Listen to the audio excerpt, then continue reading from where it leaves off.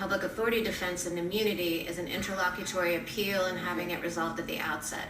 What would be so bad about having a question like that resolved at the threshold, having it be an immunity? The same kind of question that could be brought up as a defense later, but have it be brought up at the threshold as an immunity, and then an interlocutory appeal would be available, and it would be a freedom from standing trial, but not a get out of jail free card. Yes, I understand that, and I think that if the court believed that that was the appropriate way to craft presidential protections, it has the authority to craft procedural rules that implement its Article 2 concerns.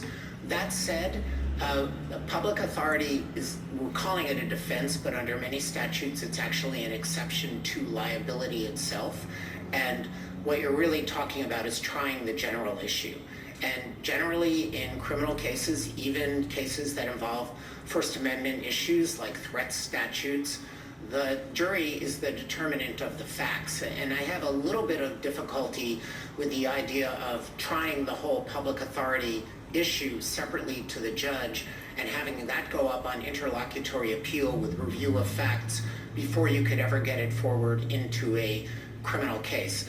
That said, if I would prefer a regime in which the court altered some of the procedural rules surrounding the president than a total absolute blanket immunity that takes away the possibility of criminal prosecution, even if it was a core violation of the statute in the teeth of Attorney General advice and has no overriding public purpose. You think it has to be a jury question? And let's see, I wasn't necessarily proposing actually treating it as a defense that was done at the outset and then subject to interlocutory appeal. I was proposing, what about an immunity doctrine that drew from the public authority defense that the Department of Justice thinks would otherwise apply? So just go with me on that for a minute.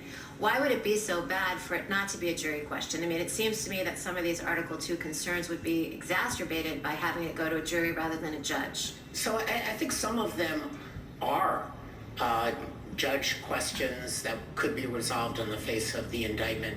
If the Department of Justice ever returned an indictment that said the issuance of this pardon or this series of